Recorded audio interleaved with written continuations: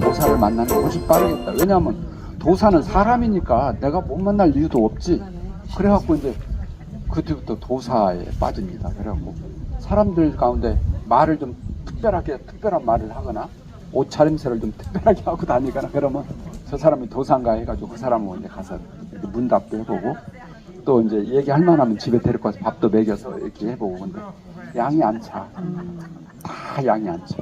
그러던 중에 아버지가 어느 날 유명한 도사란 분을 하나 데리고 왔어요. 근데 아버지가 아들이 워낙 집념이 강하니까 아들이 허전 대로 이제 나중에 뒷바라지를 해줬는데, 그러면서 아버지가 도사를 데리고 오면서 조건이 뭐냐면 우리 아들 그 문제 해결해주면 우리 집에 키우는 소 준다고 데리고 온 거예요. 그러니까 이제 그때 이제 그 박진섭이가 결혼하고 이름이 박처화로 바뀌거든요. 아버지 처사가 마음에 안 들어. 우리 집에 소가 재산 목록 이런데 소를 덜컥 준다고 데리고 오면 어떻게 해요? 그 사람이 도사인지 아닌지를 내가 문답을 해보고 도사면 주고 아니면 주지 말아야지. 그러면서 아버지는 빠지라고 그러고 자기가 직접 상대를 해요. 16살 먹고 결혼했으니까 지금 16살하고는 차이가 좀 있겠죠. 그래갖고 이제 그러니까 도사가 하는 말이, 나는 신령한 신장을 모시고 산다. 그래서 내가 구슬하면 신장이 나와가지고 내가 원하는 것을 다 해결해준다. 이렇게 하니까, 그러면 내가 원하는 것도 해결해 줄 수 있어. 그러니까 그렇다. 그렇게 하니까, 그런다면 아버지가 약속해서 소 주겠다. 그러니까 도사가 말하기를, 이 집에 그러면 깨끗한 방을 하나 치워달라고, 오늘 저녁에 구슬을 하려고 하겠다. 그래갖고 이제 방을 깨끗이 치워줬어요. 그래갖고 이제 구슬을 합니다. 구슬 아무리 해도 신장이 안 나와. 그러니까 도사가 당황이 돼가지고 처화를 불러서, 아무래도 이 집이 부정 탔다.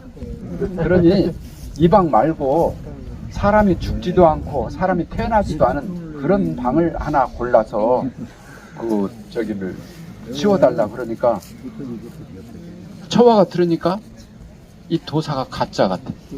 왜 그럴까요? 그러죠. 이렇게 지금 사람들은 이렇게 영리해가지고 딱 알아. 사람 사는데 사람이 안 태어나고 사람이 죽지 않고 하는 데는 없는 거예요, 세상에.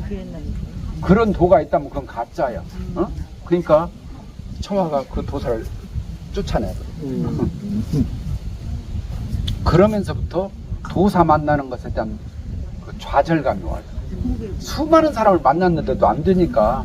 그러니까 그때부터 자꾸 이렇게 답답하니까 가슴을 치면서, 이 일을 어찌하면 좋을까, 이 일을 어찌하면 좋을까, 이 일을 어찌하면 좋을까, 자꾸 그래요. 근데 이제 그게 점점 심해져 가지고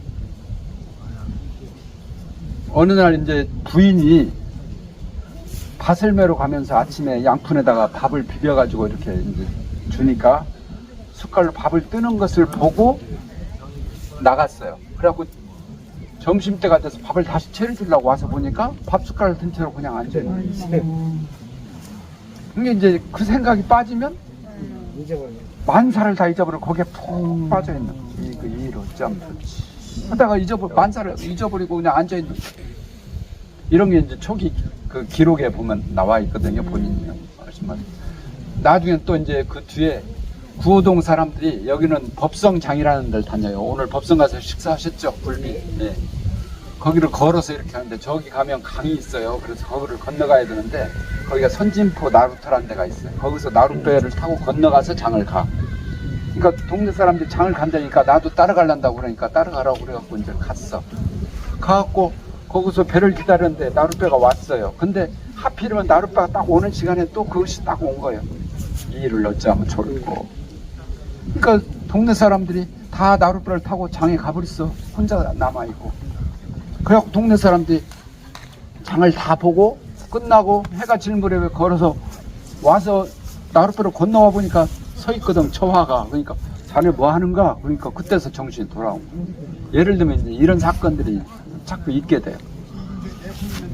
그래갖고 이제 그것이 점점 깊어져 갖고 나중에는 조금 시간이 더 가니까 밥 먹는 것도 잊어버리고 잠자는 것도 잊어버리고 그냥 생활이 다 흐트러져. 그래갖고 바보가 되어버렸어. 그래서 동네에서 폐인 됐다고. 그래갖고 동네 사람들이 상대를 안 해요. 그래갖고 집에서도 결국 못 살고, 집이 본가가 구호동이었는데 그 아까 우리 간데 거기다가 조그만 초막을 하나 주고 거기서 혼자 기거를 해요. 그리고 이제 밥만 해다가 주는 거예요. 그래갖고 이제 그렇게 하다가 그렇게 하기를 한 3, 4년 이렇게 또 그런 세월이 지나요. 그러니까 그때는 완전히 폐인이 됐어요. 실제로 배가 이렇게 불러서 큰 병이 들었고요. 그 한방에서 적자를 써요. 싸울 적자. 그게 이제 지금으로 말하면 암 같은 건데 그런 것들 이제 이렇게 하고 또 온몸에 막 부스러기가 나고 또 씻지도 않고 먹지도 않고 막 머리도 한 번도 뭐 깎지도 않고 이러니까 막 이제 네, 그렇지 뭐 이만 있었겠어요. 그러니까 완전히 거렁뱅이 또 아니고 이건 그냥 완전히 버린 사람이에요. 버린 사람. 근데 계속 앉아서 일을 늦잠 자요. 좀 정신이 들어오면 이제 또 밥 한 숟갈 먹었다가 또 앉으면 또 일을 늦잠 줄까 하면 또 앉아있으면 그냥 앉은 채로 숨은 순대로 이렇게 막 몇 시간이고 이렇게 가는 거예요. 그러기를 몇 년을 지내요. 그러다가 어느 날 살짝 잠이 들었다가 깼는데 몸이 엄청 가볍고 생각이 그냥 개운한 거예요.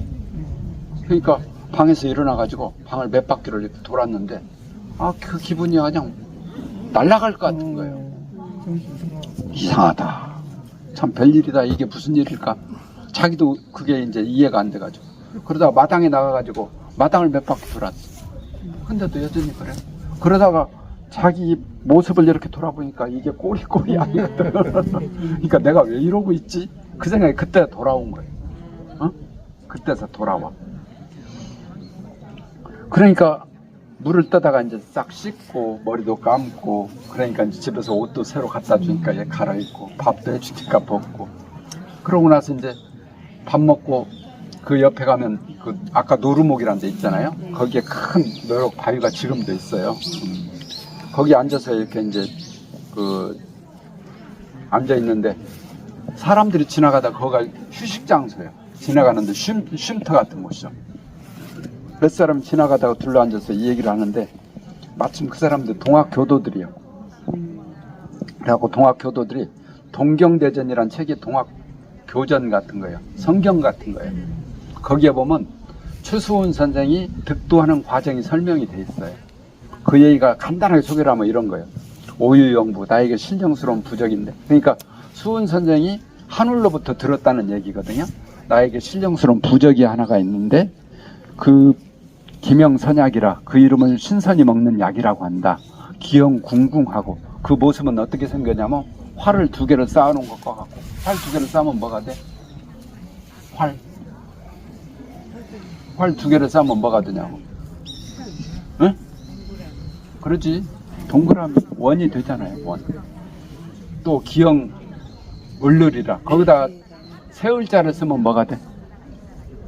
그 원에다가 세을자를 쓰면 뭐가 돼? 응? 세을자 태극이 되잖아요. 이렇게 S자처럼 이렇게 하면. 그래서 하느님이 수훈 선생한테 그렇게 계시를 줬다는 거예요. 이 부적을 태워서 물에 타서 마시면 네 마음 가운데 모든 근심 걱정과 모든 것이 다 사라지고 만사 태평할 것이다. 만사가 형통할 것이다. 그랬대요. 그러니까 수훈 선생님이 그 말을 듣고 실제로 그렇게 했더니 수훈 선생이 만사 형통이 됐어. 그러니까 수훈 선생도 너무너무 이것이 신기한 거야. 그러니까 수훈 선생은 그때 이제 선비였거든요. 제자들이 있었는데 자기 제자들을 다 불러 모아가지고 야, 내가 하늘로부터 이런 계시를 받아서 이렇게 했더니 내 마음의 모든 근심 걱정이 다 사라지고 만사가 형통됐다. 그러니 너희들도 나를 따라서 그렇게 해봐라. 그러니까 제자들도 다 따라서 했어요. 근데 동경대제로 뭐 이렇게 기록돼 있어. 혹중 혹부중이라고. 혹 어떠한 사람은 나았고 어떠한 사람은 낫지 않았다. 이렇게 돼 있어요. 그러니까 최수훈 선생이 그게 또 의심이 딱 든 거예요. 이상하다. 왜 나는 그렇게 해서 나았는데 또 제자들은 하니까 어떤 사람은 낫고 어떤 사람은 안 나았을까? 이게 왜 그러지? 최수훈 선생은 그거에 한 일주일을 딱 고민하다가 생각이 딱 열렸어요. 근데 답이 이렇게 돼 있어요. 진실한 마음을 가지고 먹은 자는 나았고 그렇지 않은 자는 낫지 않았다. 이게 동학의 교리예요. 동학의 핵심 교리, 성경신이라고 하는 그 대목을 가지고 그 동학 신자들이 얘기를 하는데 옆에서 들으니까 그것이 그 뜻이 환하게 알겠는 거예요. 옛날처럼 뭐 이렇게 뭘 좀 알고 조금 뭐가 남아서 이렇게 가슴에 얹혀 있고 그런 게 아니라 저 뿌리까지 환하게 알겠는 거예요. 참 신기한 일이다. 또 이제 유교 선비들이 지나가다가 뭔 이야기를 하는데 그 얘기를 들으니까 그것도 환히 알겠는 거예요. 그날 또 낮에 살짝 잠이 들었는데 꿈에 어떤 백발 노인이 나와가지고 뭔 책을 한 권을 이렇게 보여줬는데 책 제목이 금강경이라고 써져 있어요. 그러니까 그 사람을 보내가지고 불갑사에 가면 금강경이라는 책이 있다고 하니까 그 책을 좀 구해 달라고 해가지고 그 책을 가져다 보니까 그것이 이렇게 그냥 마음에 하나도 걸림없이 알겠는 거예요. 그러니까 그때 성경도 보셨다고 그러고요.